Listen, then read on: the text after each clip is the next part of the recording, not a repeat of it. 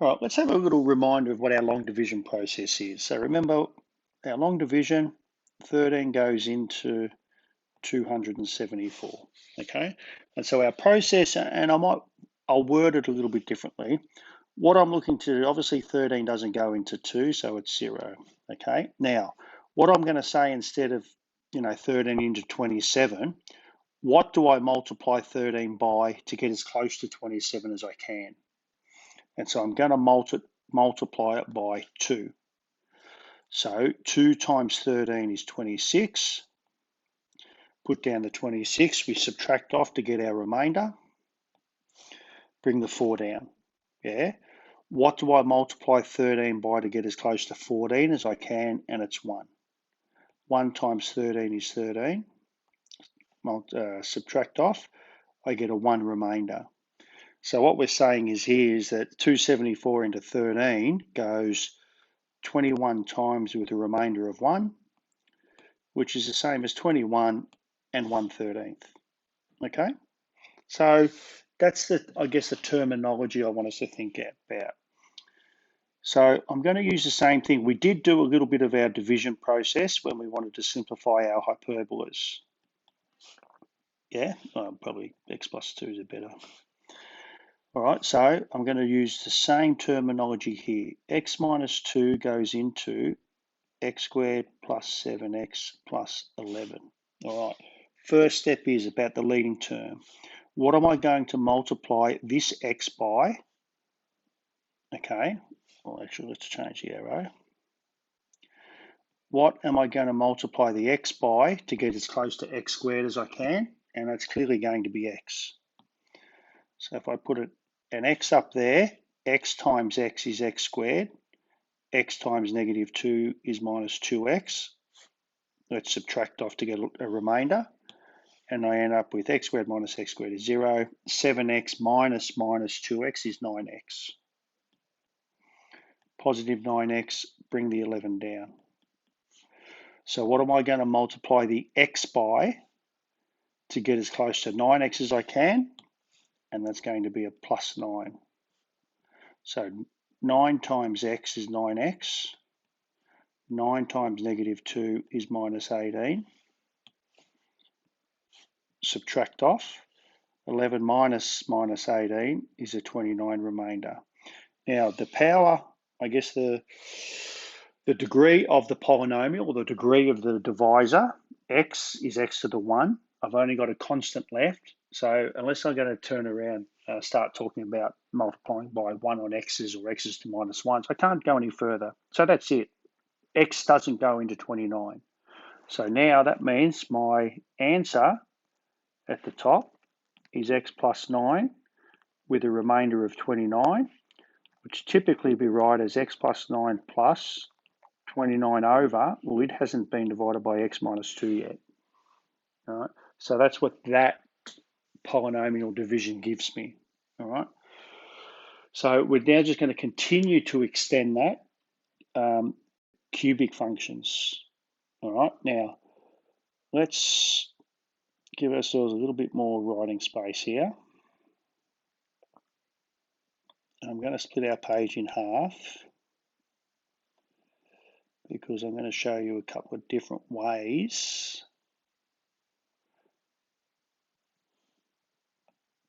that we can do this. But let's just stick to the one for now. All right, using long division. So, same process, x plus 2 goes into x cubed plus x squared minus 14x minus 24. All right, so same principle. What am I going to multiply x by to end up with x cubed? And I'm going to multiply by x squared, because x squared times x is x cubed, and so those terms will cancel out when I subtract. X squared times 2 is 2x squared. Let's subtract them off. X cubed minus x cubed is 0. X squared minus 2x squared is negative x squared. I don't want to do that in green, I might do that in blue. Minus x squared, bring the negative 14x down. All right, so then we repeat the process. What am I going to multiply that leading x by to end up with negative x squared? And it's minus x. Minus x all the way around to x is negative x squared. Negative x times 2 is minus 2x. Subtract off. Negative x squared minus x squared is 0. Let's get my color coding right. And let's get that in green. What did I say that was? It's going to be negative x squared minus 2x. Negative x squared minus minus gives me 0. Negative 14 minus minus 2 is negative 14 plus 2. So that gives me negative 1. So that gives me negative 12x. Bring down negative 24. So final process, x, what do I multiply x by to get negative 12x? It's going to be minus 12. Minus 12 times x is negative 12x. Negative 12 times 2 is negative 24. If I can add them, or subtract them I should say, I end up with a 0 remainder. So that means x plus 2 goes evenly into x cubed plus x squared minus 14 and x minus 24. And in fact then, so then we can write the answer is equal to, my division is x squared minus x minus 12. And I guess just to lead us towards why we're doing this, if I was to say that 12 divided by 4 is equal to 3, that means that 12 is just equal to a product of those two terms, aren't they? So that means I can say that, where's my colored coding's gone all out the window.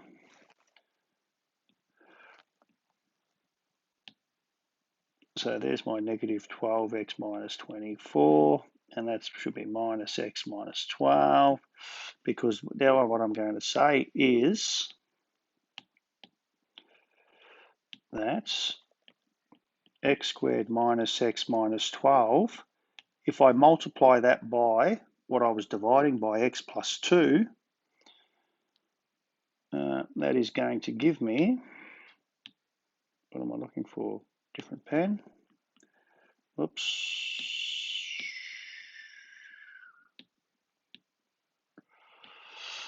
Going to give me the original function.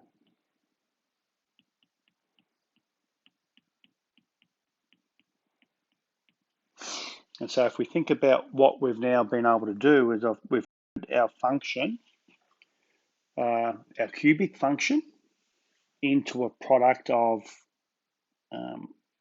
factors, because if you divide by something and it goes in evenly, it's a factor. And the nice thing is, both of those factors are factors we're familiar with. That's a quadratic factor.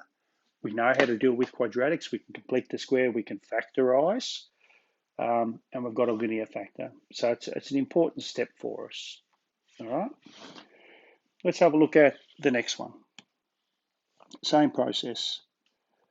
X minus 2 goes into 2x cubed minus 7x squared plus 15x minus 3. And write in the form p of x plus, so there's probably going to be a remainder. So same step. What do I multiply x by to get 2x cubed? And that's going to be 2x squared.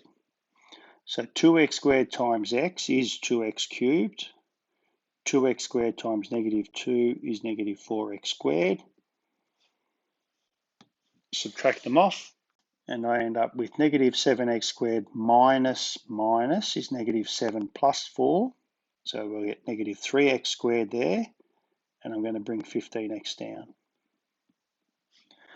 So repeat the process. What do I multiply x by to get negative 3x squared? I'm going to multiply by negative 3x. Negative 3x times x is negative 3x squared. Negative 3x times negative 2 is positive 6x. Subtract off to get a remainder, and I'm going to have negative 3x squareds cancel, so that's 0 there and 0 there. 15x minus 6x is 9x. Bring negative 3 down. Last time, what do I multiply x by to end up with positive 9x, and that's plus 9. 9 times x is 9x. 9 times negative 2 is negative 18. Subtract them off, I get negative 3 minus 18 is negative 3 plus 18, which leaves me with a 15 remainder. So, to write it in the form we've been asked, that division will leave me with 2x squared minus 3x plus 9 with a remainder of 15, and that remainder hasn't been divided by x minus 2 yet. So that's the format that we had to try and put it into. Last one.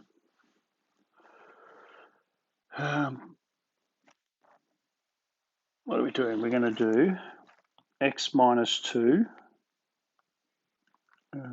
X minus 2 goes into 3x cubed. So what's the first thing we notice is that there's no x squared term.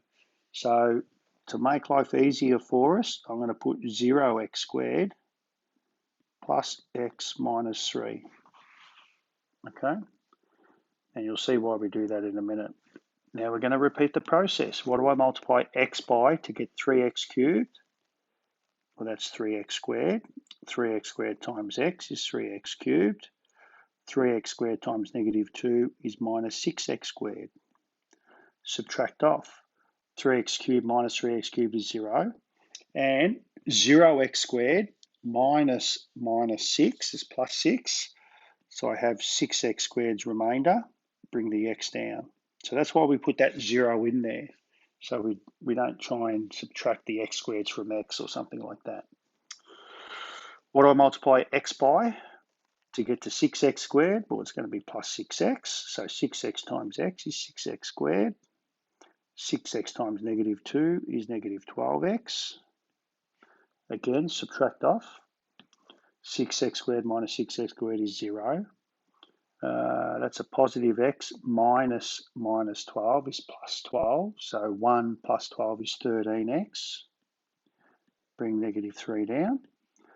Last one, what do I multiply the x by to get to positive 13? X is just positive 13. So 13 times x is 13x. 13 times negative 2 is negative 26. Again, the 13x's cancel. Negative 3 minus a minus is a plus. So negative 3 plus 26 is positive 23. So again, my answer, 3x squared plus 6x plus 13 with a remainder of 23, which is yet to be divided by x minus 2. Okay, so yeah, have a bit of a play with that and see how you go.